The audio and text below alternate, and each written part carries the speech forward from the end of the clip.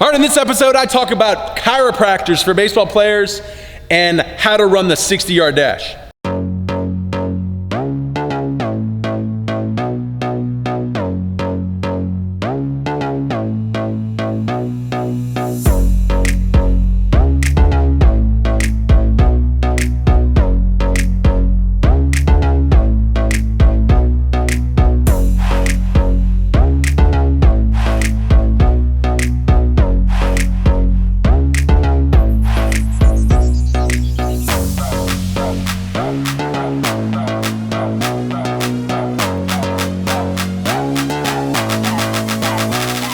All right, Brent Porser here on the @TopVelocity hashtag Pitch and Tips show, where you go to Twitter, Facebook, Instagram, Snapchat @TopVelocity hashtag Pitch and Tips, hashtag Baseball Tips. You ask your question, we answered on the show. I am all by myself today. If you can hear the echo, it's because no one is in here. It is the holidays and everyone went home, but I didn't want to leave you guys hanging. So I fought my family to let me break away for a few episodes while everyone is at home enjoying their families to answer questions. Just wanted to stay dedicated and committed to you guys and get these questions answered. And maybe you can watch it while sitting down with your family, enjoying your holidays. So hey, let's just get started here. What's our question for today? Brian Havarilla asks, I've heard chiropractic work is great due to the one-sided pitching motion, but some disagree. Any thoughts? Yeah, I mean, when I played pro ball, we had a chiropractor on staff. That helped a lot. My rotator cuff surgery, they shaved off the acromion, which causes what basically releases pressure in the glenohumeral joint and gives you more room, because I kept having impingements, which is what tore my rotator cuff. But what that does is it pulls on my neck and it causes my spine to shift, specifically from a lot of throwing. And I would have to have a chiropractor help put that in alignment. Now that's from surgery. Not every guy's gonna have that problem. Some of you might actually be having that problem even without the surgery. And that's where a chiropractor can help. Chiropractor can help keep the spine in alignment, which we abuse a lot, throwing and even lifting. So yeah, I'm a big believer in chiropractors. You just gotta be careful because chiropractors can also injure you. So I would definitely go off really good recommendations. And don't just walk into a chiropractor's office thinking he's a chiropractor, so he knows what he's doing. I'd have someone who is well known, and is well known specifically with athletes, because unfortunately, they can do harm. So be careful. But I go to one. I even go to one today. He is a friend of mine. We went to school together. He actually works for an NFL team, so he's around a lot of athletes, and I like that. Getting chiropractors that work with athletes. But as far as one-sided motions, strength and conditioning in your strength approach should be fixing a lot of those issues. Typically kids that come into the camps, that when we evaluate them and look at their mobility and their speed and power and strength, the kids that have one-sided strength or one-sided mobility, typically I know are kids that don't do much strength and conditioning. When I see guys who do a lot of strength and conditioning, I see almost a perfect balance. But still, pitching and hitting and anything one-sided makes it a challenge to keep things in balance, keep that integrity, which is important for health. So I would first recommend a good strength and conditioning program like we do here with 3X pitch velocity programs, 2X programs.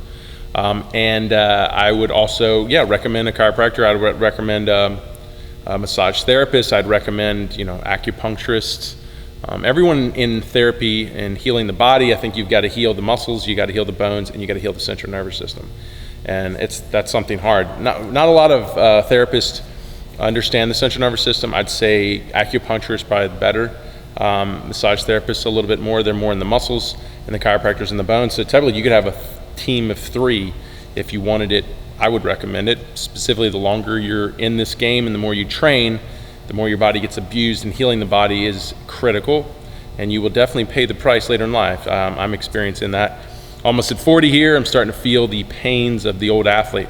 So I'm getting really more, into my chiropractic work, my massage therapy, and haven't done any acupuncture. Heard a lot about it. I actually would like to start trying some of that. Hope that answers your question. Let's go on to the next question.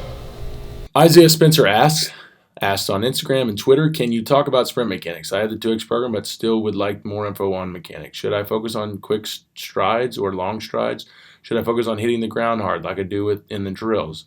How deep should my starting stance be? What should my arms be doing when I first start? I feel like I lose some momentum right at the start due to not knowing what to do with my arms. I know it's a lot. Can't wait to hear the answers. I feel like I'm just good mechanics away from a 6'5". Thanks for doing the show. All right, so if you look at our 2X Velocity program, I have a 60 training, but it's not much. It's just little basics on it. I'll give you pretty much the basics here. So in the 60 position, and you know what? It's really finding where guys are comfortable. A lot of guys have done a lot of 60s, and they typically have comfortable starting positions. So it's hard changing a guy in a position that's so important to the confidence of the run. So I kind of give them two things to start with. First of all, I want to start with my feet shoulder width. I'm obviously going to start in a lateral position. From there, I do like guys to maybe turn a little bit of the drive leg because we're going to be turning and making a linear run. So turning it in almost in a linear position, keeping torsion, and this is where we're just going to squat down into a good squat because we want to put tension in the legs because that's where we're going to generate more force production. Now, depth is based on what your leg strength can handle, and you can just practice to find your depth, meaning like start squatting down, and when you feel like your speeds or your explosiveness out of that stance is improving, keep squatting, and then when you get to a point where you feel like, okay, now it's getting worse, and that's going to be what I call your sweet spot. Once you find that sweet spot, you're going to take the arms, and this is the two approaches we're either going to do. You're going to have the arms, the left arm or the outside arm, let's say, away from your drive leg. We'll either have that arm across your body and the other one behind your back. And what that's going to do is from that position, in your squat position, you're going to pivot on the back leg as you turn and open with a little step on the front leg. And the moment you do that, you're firing the back drive leg through as hard as you can, or drive leg arm through as hard as you can. That would be one start. Okay, so it's pretty much your legs in torsion, you're squatted down, you're gonna pivot step on your front leg, pivot step, and at the same time explode your drive leg arm through. Okay, the other way would be and it really comes down to what you're comfortable with, and I would recommend you time it where you're faster with. Time like the first 10 yards with either one and see which one you're faster with.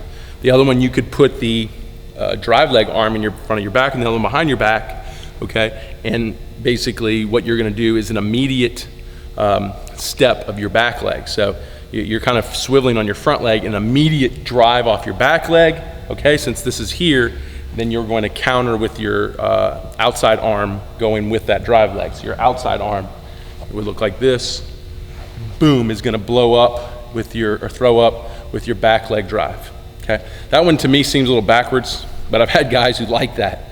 Some guys have different ways they're like their body they move, or they get used to that and they like that. I'm not gonna argue with it. To me, it's really about timing. Which way are you quicker out of? Now, depth is important, and keeping that, which a good tip is in your runs, keep your chins down in your initial 10 yards, or let's go 12 to 15 yards, keep your chins down. And another key tip is hold your breath. Holding your breath helps you push out more force production. So chin down, hold your breath, try to keep a good lean, not where you're gonna fall over, but good enough, and just put as much force in the ground as you can. You could sit here and go through start technique forever, and that's something that you can keep asking questions about. I'd love to go more into it, but just the basics on it would be those two start positions, playing with the one you like. Into your initial 12 to 15 yards, hold your breath for the initial 12 to 15. And just remember, really in those 12 to 15, or I break it into 10-yard pieces, but in the initial 10 yards in your acceleration phase, you can really cut off most of the time in improving your 60s there. I'm telling you, just work on that, and you'll see a dramatic change in your overall time at the end. And just try to get quicker there. Initially, smaller steps working out to bigger steps, but holding that breath, a lot of force in the ground, and really feel that force in the ground. That's why the lean is going to dictate that force with the good chin tuck, and work on accelerating those 10. Like I said, 12, 15, you release your breath. You can either go back into holding another breath for another 10 yards. Some guys can't handle that. Or you could just go into easy breathing. But basically, if you break down your phases, your first 10 yards would be acceleration. Then your next 10 yards would be acceleration to top speed, that transition. And then your last 20 yards, actually no, that'd be last 40 yards because it's a 60, would be maintaining top speed. So obviously in a 60, that would be important too. So basically train your acceleration, get that just perfect, and then go and train your transition, but then spend a lot of time in training, maintaining top speed, and really trying to relax and open up, and everything opens up and your breathing opens up, and finishing well. And finishing is also important too. Don't slow down all the way through. Don't change anything. Keep that good top speed all the way through to your finish. So like I said, you're going to basically have the gist of that in the 2X programs and the ways to break it down and train it. Little videos to watch. But if you want more on 60 technique, ask those questions. Hopefully that gives you something to start with. And I appreciate your question. If you have another question, go to Twitter, Facebook, Instagram, Snapchat at TopVelocity, hashtag pitch tips. Ask your question, we answer on the show. Hashtag baseball tips, we had some baseball tips there. Infield tips, outfield tips, catching tips, throw it at us. We'll answer it on the show. If you haven't already, check out the 2X programs for position players, the 3X programs for pitchers, 3X Velocity camps coming down here. We got 2X camps as well. Hey guys, and have a happy holidays. A good time of the year just to kind of chill out and forget about all this craziness, but sometimes you want to get up and watch a video because you're still excited about the things you love and things you're passionate about, just like we are here, passionate about what we do. And maybe I'll have maybe these next few episodes that I'm about to shoot for you before I go on vacation, maybe I can get someone in here so it's not just me talking to you. I like to have some of these other guys in here giving you some different opinions. But like I said, I'm going to have a video for you all the way to the new year, and then we'll start again. So see you next episode. Yeah. Hold on, we them boys. Hold on, we them boys.